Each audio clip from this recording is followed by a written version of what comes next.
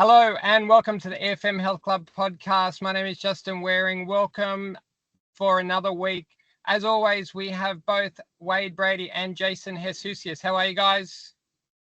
Good, thanks, Justin. How are you? Justin, thank you. We have a very inspiring, motivational topic today. We are going to delve into the traits and habits and things that we've seen in people that have both achieve and are continuing to achieve their fitness goals in our own gyms. We see lots of people come through every day, every year, new people in and out.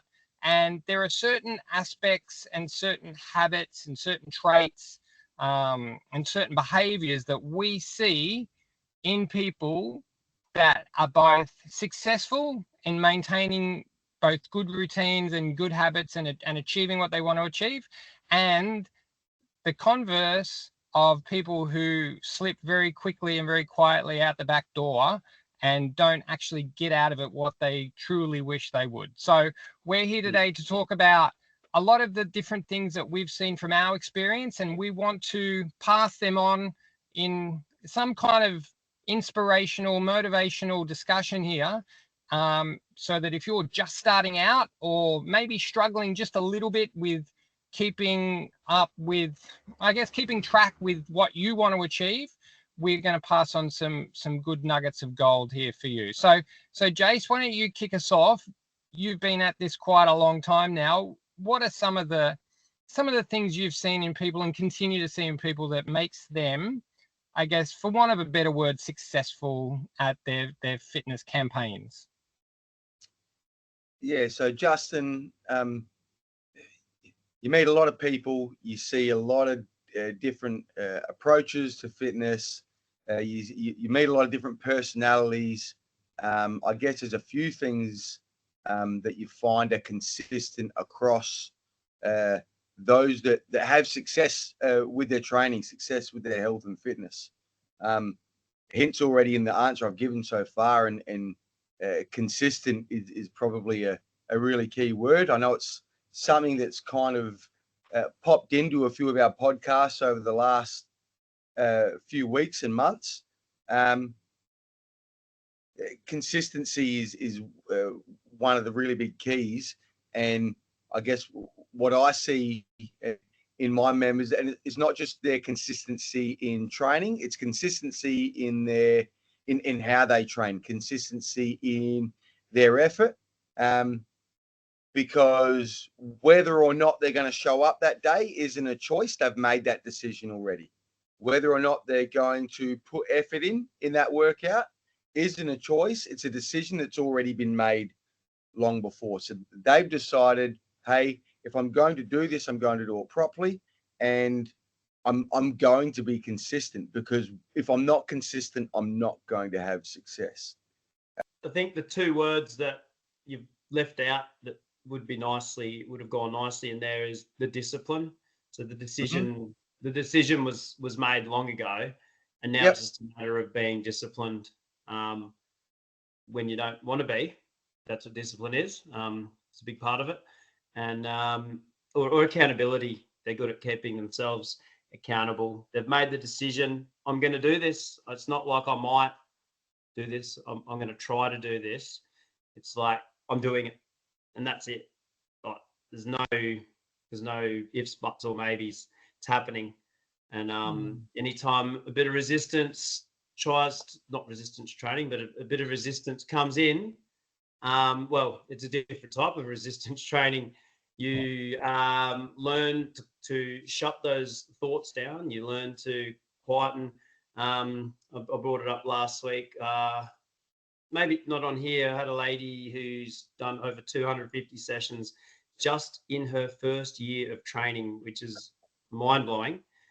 And she got in a rut halfway through. So the mindset was positive early, was all going well, and then a bit of doubt started to come in, and oh no, I think I'm starting to lose grip on this habit.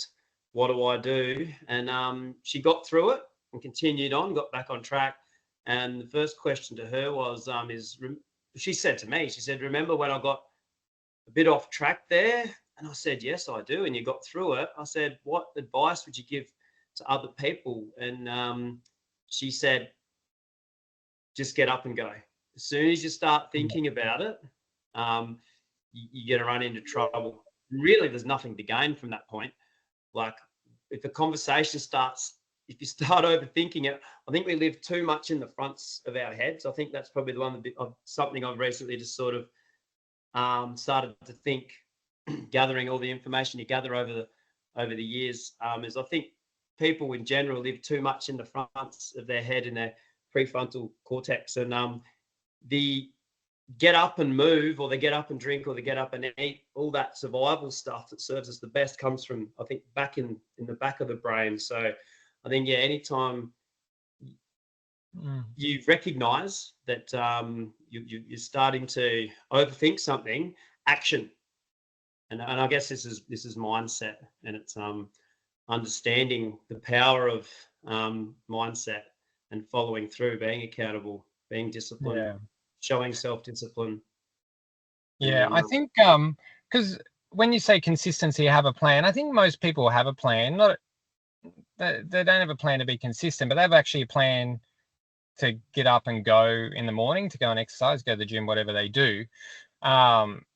And there is a bit of a snooze army out there. Like, if you just keep hitting snooze, there's an army full of people who do that.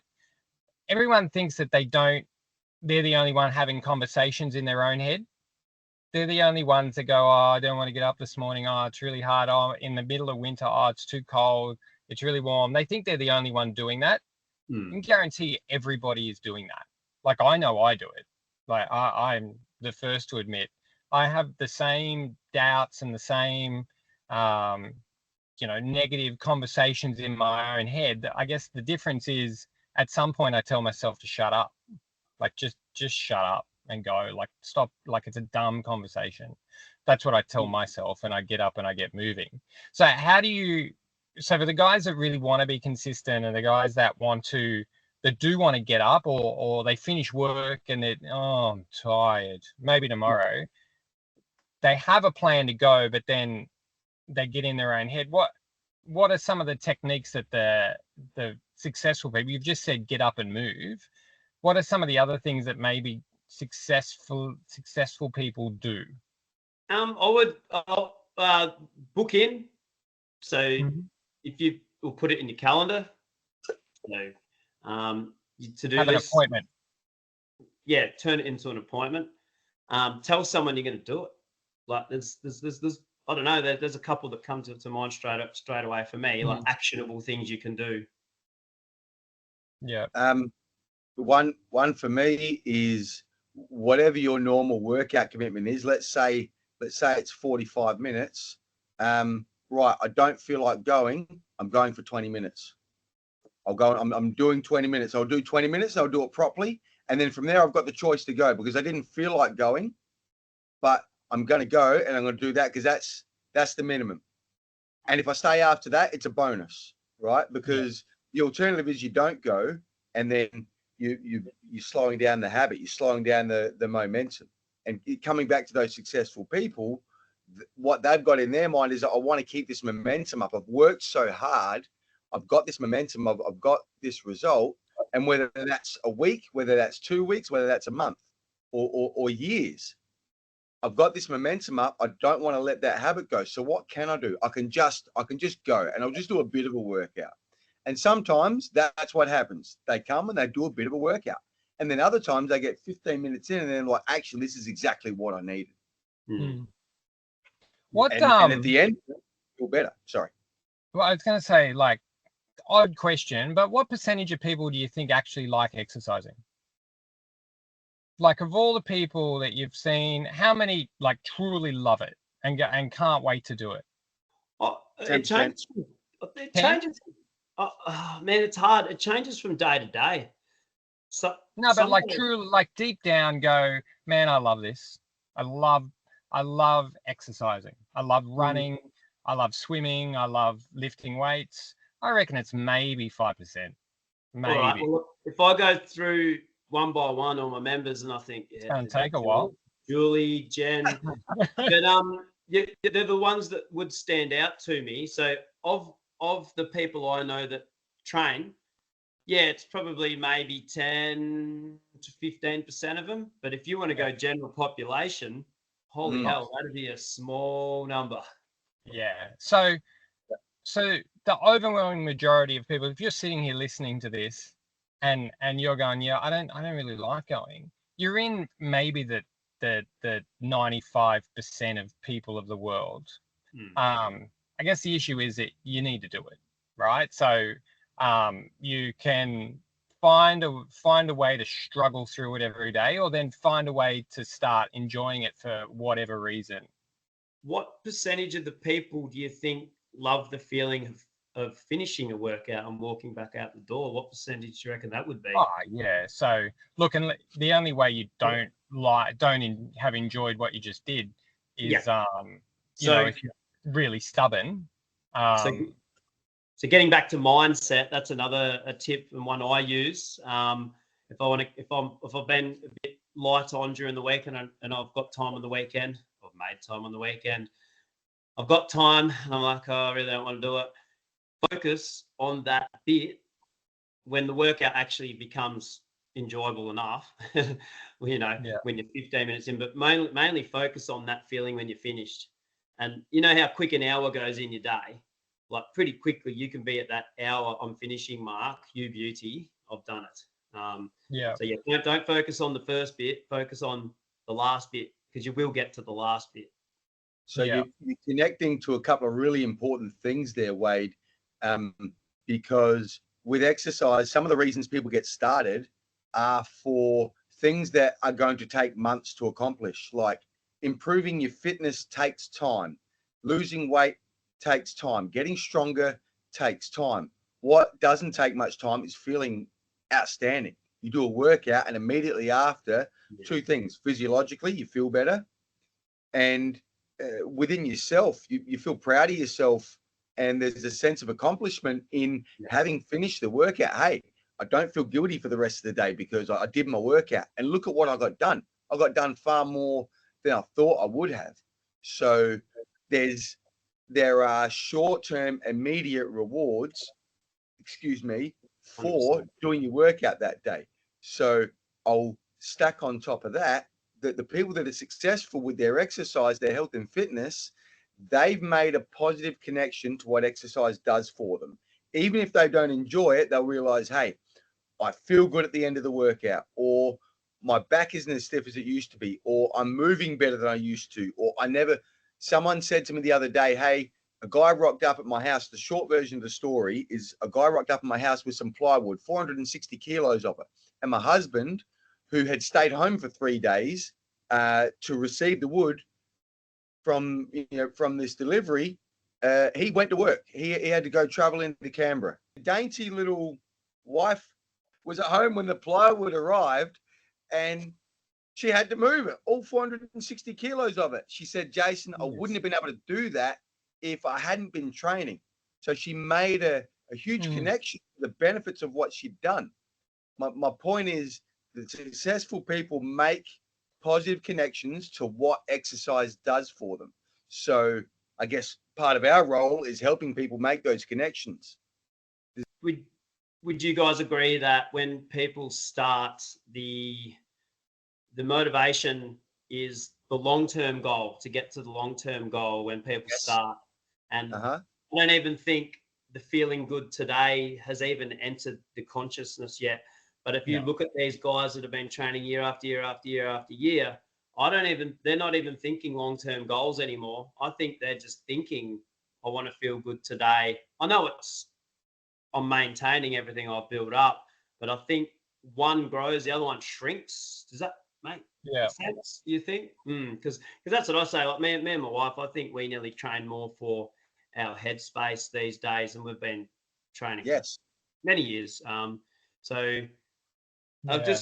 found my little Einstein quote before about, I don't know if this is really in line with mindset. So you cannot solve a problem with the same mind that created it. So I think a lot of people go and sign up at a gym and just hope for the best. But if you can if you've still got the same mindset, you've had your attitude towards yourself, your attitude towards training, like you need to have I suppose, a mindset of growth for the mind as well. And you need to, like, surrounding yourself with, we'll use the word successful again, surrounding yourself with successful people is a good thing because they rub off on you. Educate yourself. So if you start immersing yourself in, you change those algorithms on Instagram from cat videos to what exercise does to your body, all of a sudden your mind's the biggest asset you have, your mindset will start to change, and then the physical will take care of itself.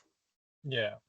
Well, I think a lot of these like points and barriers for people come about around the stories that they've told themselves. So whether you like or dislike exercise is a story that you've developed in your own head. So if you tell yourself that if you love cricket and you've never watched a game of cricket before, but you watch one guy, one ball, and you go, "Nah, I love this." It's a story that you've told yourself. If you've told yourself that you don't like running, you won't like running. Tell yourself you do love running.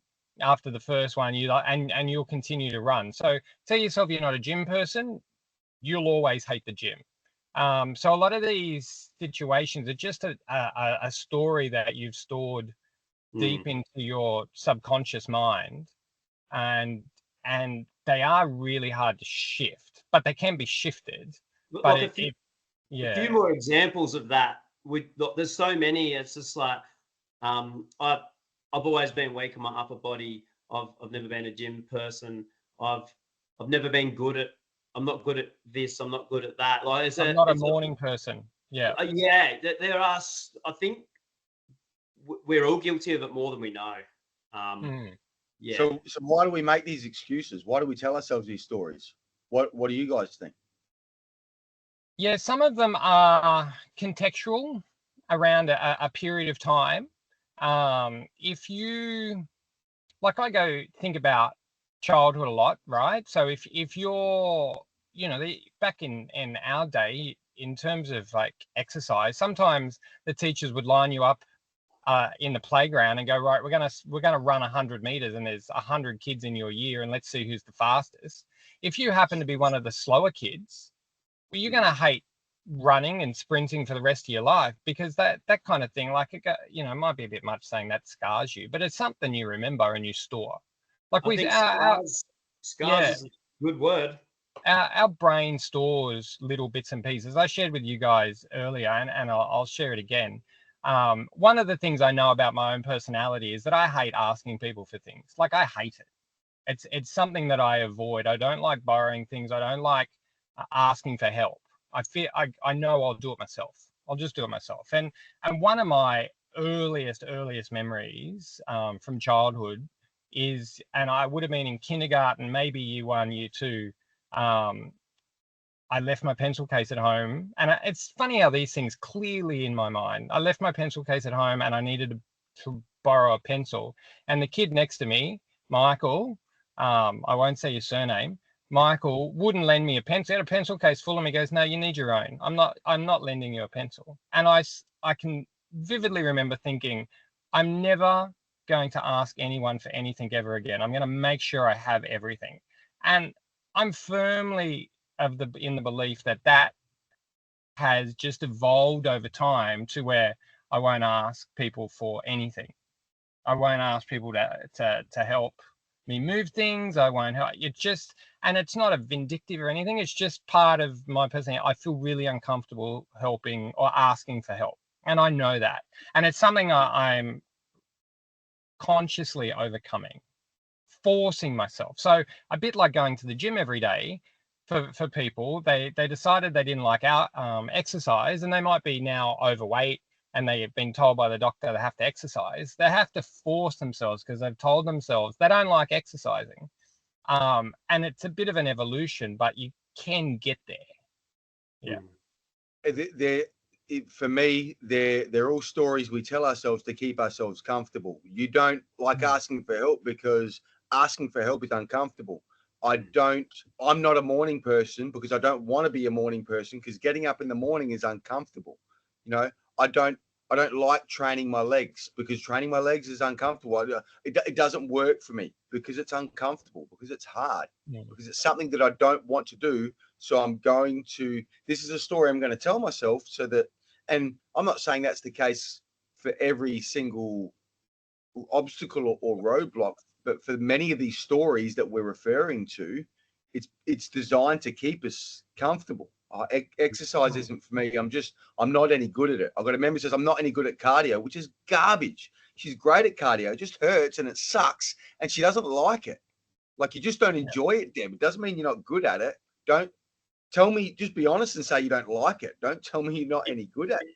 It doesn't mean that that's it though either, does it? Like, I bet you if we set Justin a challenge of ask someone for help every day for 6 months, you'd get pretty comfortable. Like my big one at school, particularly high school and stuff, was oral presentations, talking in front of my peers. Hated it. I got to a point where Mr. Chamberlain, I remember, he said, "Okay, Wade, you're up next," as the other kids sat down. I said, "Just put me down for a pass." He's like, "Are you serious?" And I said, "Yeah, I'm not doing it." Oh, that's where I got to. I was flat out not doing it anymore. And through exposure of presenting programs and doing the annual awards every year, I never ever thought I'd get as comfortable with it. But it's just that exposure therapy, I suppose. That's a term, isn't it? Yeah. Yeah, and there's and I guess this kind of moves us into, so I'm a big believer of the stories we tell ourselves is how we live our lives, right? So there's also the concept of then the willpower to overcome, right? So whether or not, and we might discuss this now, whether or not we actually believe willpower is a thing. So there's a really good podcast between David Goggins and Andrew Huberman about, the particular part of the brain that can be, for want of a better term, exercised by continually challenging yourself. So this particular part of the brain controls willpower.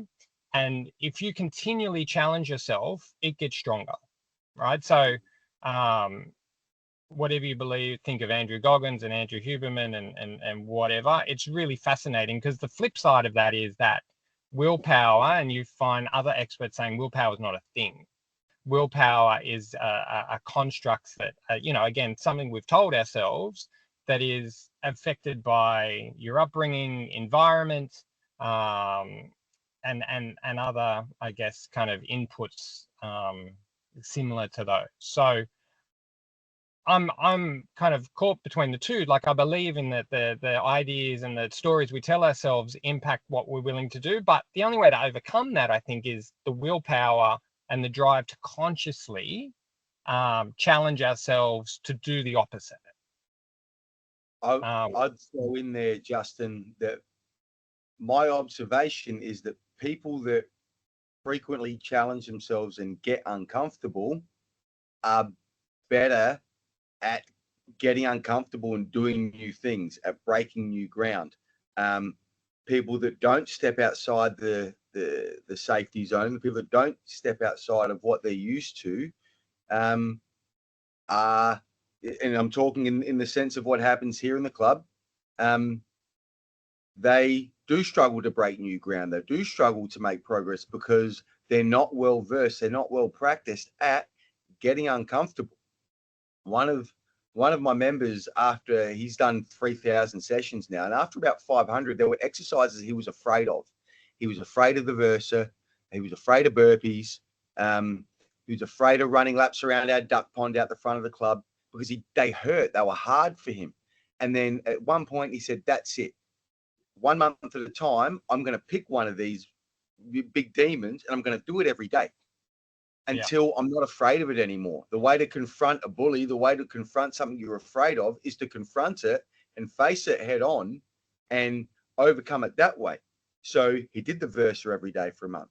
And then he started throwing in the duck ponds, and then he started throwing in the burpees. And now, whatever is on the board, he comes in and has a go at it, injuries notwithstanding, because he got in the habit of challenging himself and getting outside of his comfort zone. Where I know I have other members that maybe go, no, I'm not doing that. I'm not willing to try it. And they end up staying in a narrower lane and not expanding on their health and fitness. So I don't see how that principle is any different outside of the realm of fitness either. Yeah, and within a gym setting, being uncomfortable almost in front of other people. So there is a general reluctance to do things in case someone's looking at me. And people use that to kind of not be part of a little group session as well. No, I don't like exercising with people. People are looking at me. So there's an uncomfortableness to that, even though it's completely incorrect. It's just a story, again, that in particular, some people tell themselves, I don't exercise in a group. But if you do it, then and get that little bit uncomfortable and do exercises that, you know, particularly the balance ones, when you potentially look a little foolish, challenging yourself with those to step outside your comfort zone and challenge that story ends in success more often than not. And you realize that no one cares. Yeah. Both no one cares and no one's looking. The balancing one is a really good example. Like, if people, I don't think twice if someone falls. I just think, oh, geez, I hope they don't hurt themselves. That's as far as my thinking goes. And I've had it so many times where people just want to stop it because they're getting, from their perspective, this is so embarrassing. Oh my God, other people can do this. I can't do it. And it's so funny because, as you said, no one cares, like not in a bad way, but people are only worried about themselves. People are only thinking about themselves. It's the way we're wired. Yeah. I mean, the whole no one cares was we had that a few podcasts ago. You know, no one cares, no one's looking, really. The flip side of all these conversations, if you're struggling, right, to get to the gym, struggling to get started, the bad bit of the no one cares comment is that very few people are going to care. So, and because everyone's looking after themselves, right? So if you're not going to take some kind of steps, I guess, to remedy some of the stories that you're telling yourself, apply some willpower, look at other people and gain some motivation, there's almost no one out there left to push you to do it. Like, you become an adult, you need to parent yourself. You know, that's a common phrase from one of the YouTube. You know, you've got to parent yourself. Very true. So no one ever told us that when we left home. Yeah. So and I forget the lady's name, but she's very bright. So what I'd like out of today is to have a few steps for people to put in place, because no one cares. No one's coming to save you. You're going to have to put a few of these steps in and steps and take out some of the barriers to get yourself moving again. That's what at the end of this podcast, we'll put together a list of things that I think everyone should do that wants to get themselves moving. You know, I say no one cares very flippantly, but it has both positive and I think a real negative too, because it would be nice for someone to come and save us. It's just not happening. Well, I think just to expand on what you mean by no one cares, in that moment with you losing balance, no one cares. But if they realized that you were about to start crying and walk out the door, then I think they would care. You know Absolutely. What I mean? Yeah. So, like, it's just to be clear on that. Yeah. Yeah. So I think something you asked, Justin, what can someone who's trying to start out or maybe hasn't had success with exercise in the past, what are some of the things that the successful people do? What's something they can take with them? I would say to that, the successful people stack wins. They stack successful days. They stack successful actions one after another, whether it's, hey, I've got to exercise regularly, so I'm going to stack workouts. I'm going to do one today, I'm going to do one Wednesday, I'm going to do one on Friday. Then I'm going to do another one next Monday. So how many consecutive wins can I stack on top of each other? My goal is 3 times a week. All right, Monday, Wednesday, Friday, Monday, Wednesday. Whoops, I can't go on Friday. Okay, let's start stacking them again. Start again on Monday. So how many wins can I stack together? The wins might be good meals. The wins might be going, walking for the bus instead of driving to the bus stop. Successful people stack successful activities one on top of the other until they become a habit. So I'm not focused on, hey, I want to lose 5 kilos in 3 months. No, I'm going to focus on, let's see how many workouts in a row I can stack together. Let's see how many healthy meals I can stack in a row together. How many days in a row can I go without eating chocolate? Or maybe I'm allowed chocolate 1 day a week. How many weeks in a row can I go where I only have chocolate on 1 day? How many weeks in a row can I go where I only have 1 junk meal? How many days in a row can I go where I have my 2 liters of water? They stack activities, and some do it consciously. Some just do it because they want to keep their momentum. They're not thinking about stacking anything. That it just is part of who they are because they've done it for so long. But that started somewhere. Momentum is like the lady that's done over 200 sessions in her first year. She understood that if she stopped for a bit, she was going to lose momentum. So, that's another good word to work around. Because she gets interruptions to her life like everyone else does. Like everyone gets meetings that come up.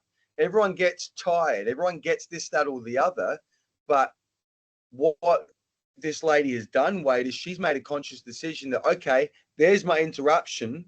Maybe I couldn't go that day, or maybe I couldn't have that healthy meal. All right, but that's not going to turn into 2 in a row. Yeah. I'm going to start stacking again. The towel got knocked over, start stacking it again. Yeah, it's funny. We used to run that thing called the leaning challenge, which ended up probably a bit too extreme. Got rid of it, but people were basically cutting out sugar. There's a few other parts to it, but the weekend had come around. There was a party on, and they broke the rules and had a piece of cake. And it was just amazing to me how many times, if that would happen, people would come back on and they'd go, "I've fallen off the wagon. It's all over." Yeah. Fallen off the wagon. And I was just like, isn't it obvious? Just get back on the wagon. But it's just interesting, how that works. It's just like that mindset of it's done now, it's all undone. And it's like, no, well, it is if you believe it is. It's one thing I remember. That's another very good saying. If you believe it's true, it's true. Yeah. So. Yeah. So I think if we go back to the beginning of the podcast now and think, well, so we started with consistency. Consistency is the key. So once you get yourself started, so if you're sitting at home or walking now, listening to this podcast, right? So, and you think, you know what, I really, really, really want to get back into going to the gym or whatever activity that might be, losing weight, whatever, right? So consistency is one of the traits that we see in people that that successfully achieve their goals. I'm trying to avoid the word, successful people or the phrase successful people, but actually maybe we shouldn't be, because that's what they are. Like these people that go out of their way and are very consistent and motivated and have used willpower, they are very successful. So maybe we shouldn't try and hide that. I guess that was their goal, and they're doing it. So that is success. They're succeeding at it. So yeah. So we've got consistency is one of the basic traits. You just keep getting up. You have a plan and you stick to it. And on days where you don't feel like doing it, and on afternoons and mornings when you don't feel like getting out of bed, and sometimes in evenings when you don't feel like eating healthily or whatever, people who are successful, for want of a better phrase, just do it, right? There's probably a reason why that little phrase is so successful in itself. So they just do it. may have a story that they've told to themselves about how much they like it, how much they hate it, whether they're good, whether they're bad, but they're working actively to change that story. They've either had enough of believing what they've been telling themselves, or the flip side is believing what other people have told them in the past, and they're actively trying to change it. And Jace, as you said, they're stacking day on day, activity on activity, win after win. So they're the traits, like if we kind of summarize everything, that the successful people, the regular people, the people that are achieving their goals are doing day in, day out, that, you know, can be easily copied. No one needs to reinvent the wheel here. If you're sitting at home going, oh, how do I do it? I'm a special case.